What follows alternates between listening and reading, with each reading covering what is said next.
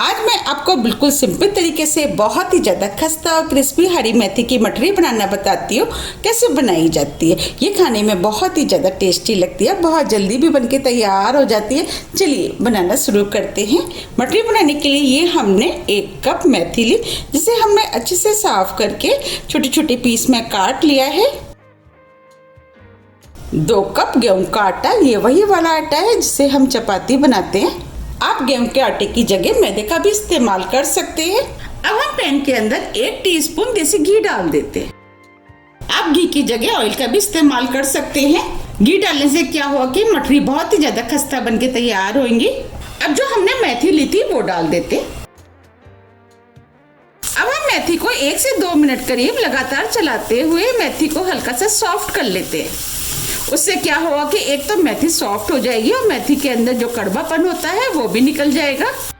2 minute करीब हो गए हैं, आप देख पा रहे हैं मेथी भी सॉफ्ट हो गई है। अब हम फ्लेम को ऑफ कर देते हैं, मेथी को ठंडा होने देते हैं।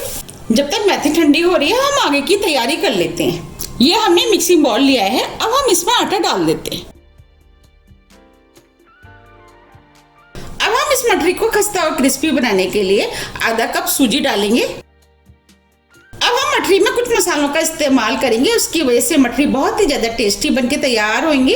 ये हमने आधी टीस्पून जीरा लिया है, वो डाल देते हैं। 1 चुटकी हींग, इससे फ्लेवर अच्छा आएगा। आधी टीस्पून अजवाइन, अजवाइन को हाथ से क्रश करके डालेंगे जिससे खुशबू अच्छी आएगी। 1/4 टीस्पून हल्दी पाउडर, इससे कलर अच्छा आएगा। 1/4 टीस्पून काली मिर्च पाउडर, आधी टीस्पून लाल मिर्च पाउडर, इससे मठरियाँ चटपटी बनके तैयार होंगी। मिर्च आप अपने टेस्ट के अनुसार थोड़ी सी कम या ज्यादा भी कर सकते हैं। आप चाहें तो हरी मिर्च को भी काट करके डाल सकते हैं। 2 टीस्पून सफेद वाले तिल, इससे मठरी खाने में टेस्टी लगेगी और देखने में भी सुंदर लगेंगी। नमक टेस्ट के अनुसार। अब हम मठरियों को खस्ता करने के लिए इसके अंदर 3 टेबल स्पून देसी घी डाल देते हैं। आप देसी घी की जगह ऑयल का इस्तेमाल कर सकते हैं, लेकिन देसी घी से जब हम मठरी बनाते हैं तो बहुत ही ज्यादा खस्ता और टेस्टी बनके तैयार होती है। अब जो हमने मेथी ली थी वो डाल देते हैं।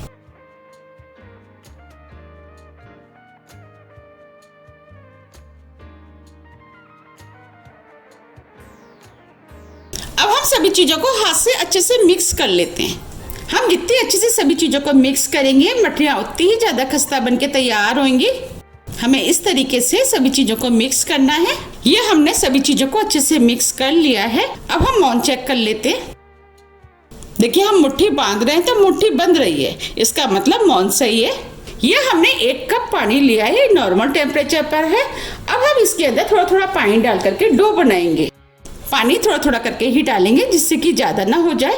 हमें इसका डो बिल्कुल उसी तरीके से बनाना है जैसे कि हम पूड़ियों का बनाते हैं।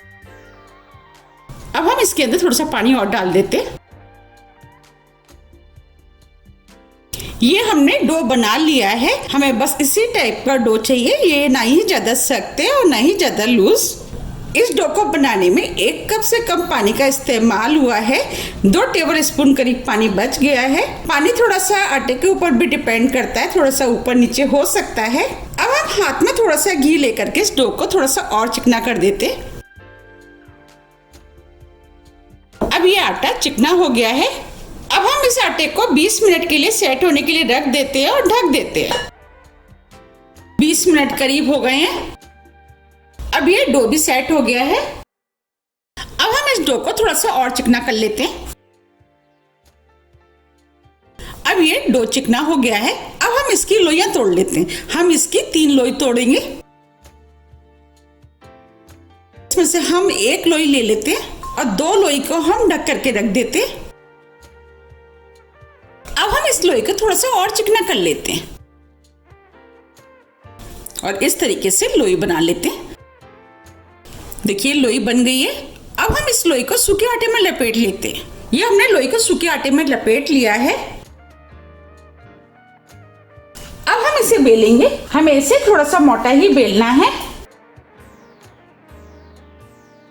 ये हमने लोई को बेल लिया है। अब मैं इसे पास से भी दिखा देती हूँ। देखिए हमें इतना मोटा बेलना है। अब हम मठरियों को काट लेते हैं। इसके लिए ये हमने कुकी कटर लिया है। हम मठरियों को इस कुकी कटर से काटेंगे। अगर आपके पास कुकी कटर नहीं है अगर आपके पास इस टाइप का छोटा सा कोई गिलास है, आप उसका भी इस्तेमाल कर सकते हैं। अब हम इसे डिजाइन वाली साइड से काट लेते हैं।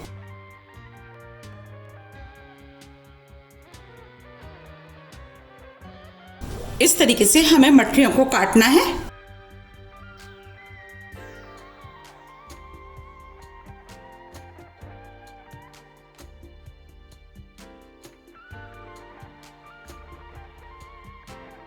आप चाहे तो इस तरीके से ग्लास से भी काट सकते हैं, या आपके पास कोई छोटी कटोरी है उसका भी इस्तेमाल कर सकते हैं।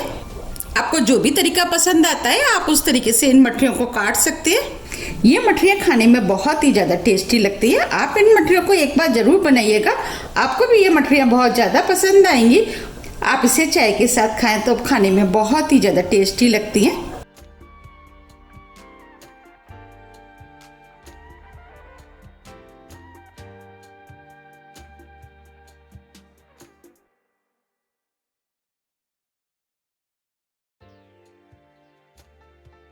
ये हमने मठरियों को काट लिया है। अब जो साइड में एक्स्ट्रा है हम उसको निकाल देते हैं।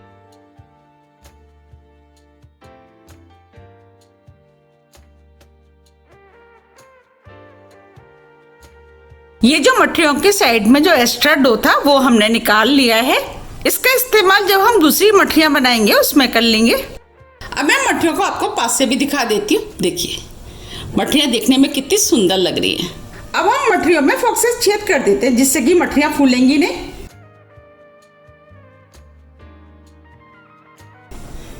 और पीछे से भी।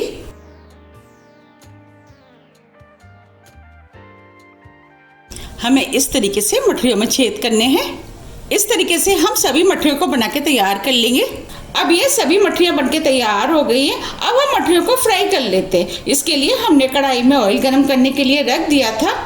अब ये ऑयल गरम हो गया है। मठरियों को फ्राई करने के लिए हमें मीडियम हाई ऑयल गरम चाहिए। अब हम मठरियों को इसके अंदर डाल देते हैं। जितनी मठरियाँ आएंगी हम उतनी मठरी डालेंगे।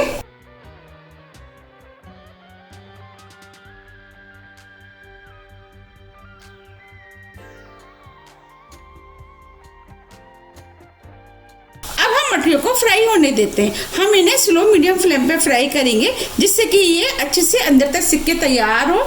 जब ये हल्के गोल्डन कलर की हो जाएगी इसके बाद हम इनको पलटेंगे और जैसे जैसे मठरियाँ तलती जाएंगी वो ऊपर आती जाएंगी। आप देख पा रहे हैं मठरियाँ ऊपर आना शुरू हो गई हैं। अब हम इनको पलट देते हैं। हमें इन मठरियों को उलट पुलट के गोल्डन ब्राउन होने तक तलना है। हम मठरियों को जितना स्लो मीडियम फ्लेम पे तलेंगे उतनी ही ज्यादा ये खस्ता बन के तैयार होंगी। अब हम इन्हें फ्राई होने देते हैं। जब ये दोनों तरफ से अच्छे से गोल्डन ब्राउन कलर की तल जाएंगी इसके बाद हम इनको निकालेंगे। इन मठरियों को तलने में थोड़ा सा टाइम जरूर ज़्यादा लगता है लेकिन ये मठरियाँ खाने में बहुत ही ज़्यादा टेस्टी लगती है। अगर आपको मेरी रेसिपी पसंद आ रही है तो रेसिपी को लाइक कर दीजिएगा और अभी तक आपने मेरे चैनल को सब्सक्राइब नहीं किया है तो चैनल को भी आप सब्सक्राइब कर दीजिएगा और बेल आइकन को भी प्रेस कर दीजिएगा जिससे कि मैं जब भी नई वीडियो अपलोड करूँ उसका मैसेज आप तक सबसे पहले आए। ये एकदम फ्री है। अब ये मठरियाँ चारों तरफ से गोल्डन ब्राउन कलर की हो गई हैं और खस्ता भी हो गई हैं। अब हम इनको निकाल लेते हैं। अब मैं आपको सुना भी देती हूँ। आप सुन पा रहे हैं मठरियाँ खस्ता और क्रिस्पी हो गई हैं। अब हम इनको प्लेट में निकाल लेते हैं।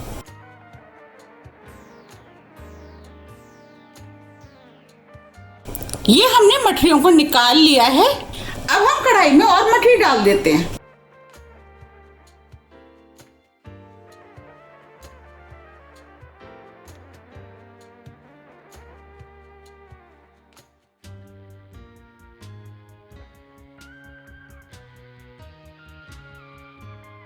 इन मठरियों को भी हम बिल्कुल उसी तरीके से तल लेंगे जैसे हमने पहले तली थी। अब ये सभी मठरियाँ बनके तैयार हो गई हैं। आप देख पा रहे हैं आटे और मेथी की कितनी बढ़िया मठरियाँ बनके तैयार हुई हैं। अब मैं आपको पास से भी दिखा देती हूँ। देखिए कितनी बढ़िया मेथी की मठरी बनके तैयार हुई है। अब मैं आपको पीछे से भी दिखा देती हूँ। देखिए देखने में कितनी सुंदर लग रही है। ये मठरियाँ खाने में भी बहुत ही ज़्यादा टेस्टी लगती है। हमने इसमें हरी मेथी का इस्तेमाल किया है। इसकी जगह आप चाहें तो सूखी वाली मेथी का भी इस्तेमाल कर सकते हैं। अब मैं आपको तोड़ के भी दिखा देती हूँ कितनी खस्ता और क्रिस्पी बनी है।